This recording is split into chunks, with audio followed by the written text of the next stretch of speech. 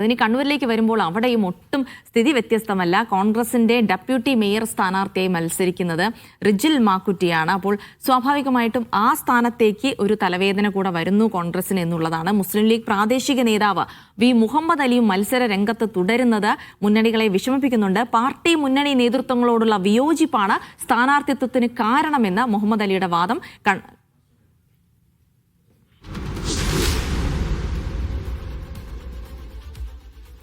കണ്ണൂരിൽ നിന്ന് ബിജീഷ് ഗോവിന്ദൻ വിവരങ്ങൾ നൽകും. ബിജീഷ്, എന്തായാലും UDF വലിയ തലവേദനയാണ് മുഹമ്മദ് അലിയുടെ സ്ഥാനാർത്ഥിത്വം എന്ന് പറയാതിരിക്കാൻ വയ്യ. ഏതെങ്കിലും തരത്തിലുള്ള അനുനയ നീക്കങ്ങൾ നടക്കുന്നുണ്ടോ? മുഹമ്മദ് അലി എങ്ങനെയാണ് ഇതിനോട് പ്രതികരിക്കുന്നത്? കണ്ണൂർ കോർപ്പറേഷനിൽ ഏറ്റവും ശ്രദ്ധേയമായ മത്സരം നടക്കുന്ന സ്ഥലമാണ് 38ാം ഡിവിഷൻ ആദികടലായി. ഇവിടെ LDFന്റെ സിറ്റിംഗ് സീറ്റാണ്.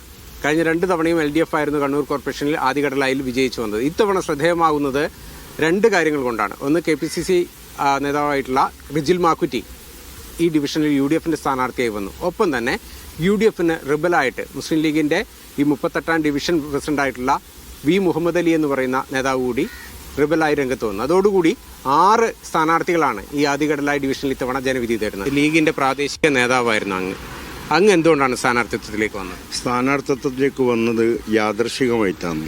ഞാൻ കേവലം ഒരു സ്ഥാനാർത്ഥിയാകാൻ വേണ്ടി ആഗ്രഹിച്ചിട്ട് വന്ന ആളല്ല. ഈ ഡിവിഷൻ ഞങ്ങൾക്ക് തരണമെന്നുള്ള ഒരു മാന്യമായ ഒരു അഭ്യർത്ഥന ജില്ലാ മുസ്ലിം ലീഗിൻ്റെ നേതൃത്വത്തിനോട് ആവശ്യപ്പെടുകയുണ്ടായി. ഈ മറ്റുള്ള ആൾക്കാരതും അതേപോലെ തന്നെ നമ്മളെ ബോട്ടിൻ്റെ കണക്കും എല്ലാം അവതരിപ്പിച്ചുകൊണ്ട് 2 ലെറ്റർ ജില്ലാ മുസ്ലിം ലീഗ് കമ്മിറ്റിക്ക് കൊടുക്കുകയുണ്ടായി. ഈ 2 ലെറ്റർ മുസ്ലിം ലീഗ് ജില്ലാ കമ്മിറ്റിക്കും അതേപോലെ തന്നെ 1 ലെറ്റർ മണ്ഡലം കമ്മിറ്റിക്കും കൊടുത്ത് നിരന്തരമായി ജില്ലാ നേതൃത്വത്തിനോട് നമ്മൾ ആവശ്യപ്പെട്ടിട്ടും അവർ ചർച്ച എന്നുള്ള ഒരു മറുപടി അല്ലാതെ കണ്ട് വേറൊരു മറുപടി. ശരിക്കും പിന്നെ മുഹമ്മദ് അലി ഖാന്റെ ഈ സ്ഥാനാർത്ഥിത്വം ലീഗിന്റെ ജില്ലാ നേതൃത്വത്തിനുള്ള ഒരു മറുപടി കൂടിയാണ്. അതെ, തീർച്ചയായിട്ടും ജില്ലാ പ്രസിഡന്റ് അടക്കമുള്ള ഉന്നത നേതാക്കന്മാരോട് കാര്യങ്ങൾ വളരെ വ്യക്തമായി തന്നെ അവർക്ക് അവതരിപ്പിച്ച് കൊടുത്തു. പക്ഷെ ആ നേതാവ് വന്ന് മത്സരിക്കണം എന്നുണ്ടെങ്കിൽ UDFന്റെ ബാനറിലല്ലാതെ കണ്ട് ഒരു സ്വാതന്ത്ര്യ വേഷം കെട്ടിക്കൊണ്ട് ഇവിടെ മത്സരിക്കാൻ വേണ്ടിയിട്ട് പറ്റൂല.